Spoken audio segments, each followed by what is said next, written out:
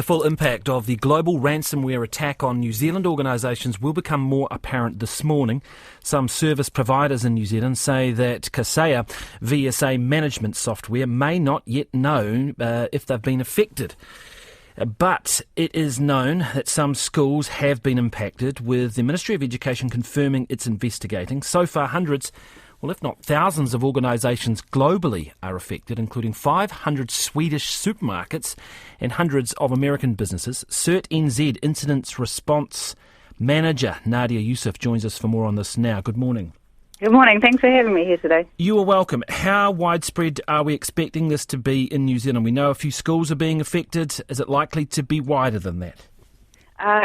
Look, at this point, it's really early in the incident, and as you alluded to before, it really took place, or it started to unfold late on Friday night, and I suspect that as more organisations go to work this morning, turn machines on, figure out where things are, there is a chance that we could see more impact. But any organisation that is using a6a0aa's VSA tool is potentially going to be compromised by ransomware.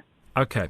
This is a pretty common sort of piece of software. It's used to help companies manage their fixes and their updates, so they could be forgiven for sort of trusting that was going to be pretty safe.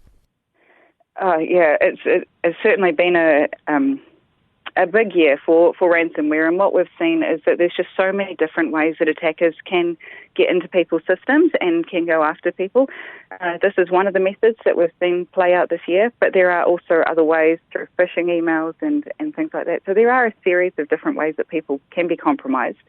What we at CERT New Zealand are encouraging people to do is take the steps that they can to get in front of these compromises. It's not always easy, and there is no silver bullets, but having good, long, strong, unique passwords for all of your accounts and using multi-factor authentication, as well as updating your applications and your software as those little pop-ups come up, will go a long way to putting you in front of most of the ways that ransomware come through.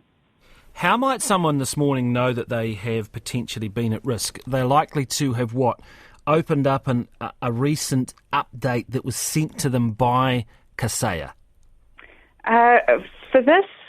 For this case specifically, it would be, this is a tool used by big organisations more, so it's likely that, your technical teams will know that they use the tool, and they will have, of course, been contacted over the weekend and notified about it and seen the media coverage. So they will be able to, they should have gone in and turned it off straight away and done some research to find out if there's been any effect on the system.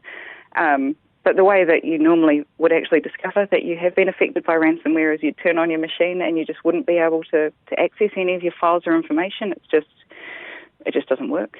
So what these ransomware people have done, they've encrypted the information, right? So if you want to get it back, they will then try and presumably contact you and ask for money. Has anybody done that you're aware of? To this case, I can't speak to that, but that is the standard MO of these organisations. They make sure that you have a way of reaching out to them and paying money, or usually they'll ask for some sort of cryptocurrency payment. What we do know is that, we of course obviously strongly encourage organisations not to pay, because you don't actually always get your files back after you pay. And we have seen instances before where an organisation has paid and got their files back and then been compromised again, just slightly later, and lost their files again and been in the same. And this is in New Zealand, is it? This is globally. Are you aware of any people that have paid in New Zealand? New Zealand organisations face the same challenges internationally. We strongly encourage people not to pay. It encourages eventually more of this behaviour. What we've seen this year in the global landscape as well is some really significant payouts internationally. And honestly, it seems that ransomware is just going to continue to affect businesses and continue to rise. There are some things that you can do to protect yourself, and as an organisation, we're encouraging people not just to focus on preventing it, because some things slip through the cracks like this, but also having a good plan for what to do if you are affected is just as important as preventing it. So having backups stored securely and offline will also help you recover from if it does happen to you. Nadia Youssef, thank you very much for that. CERT NZ Incident Response Manager.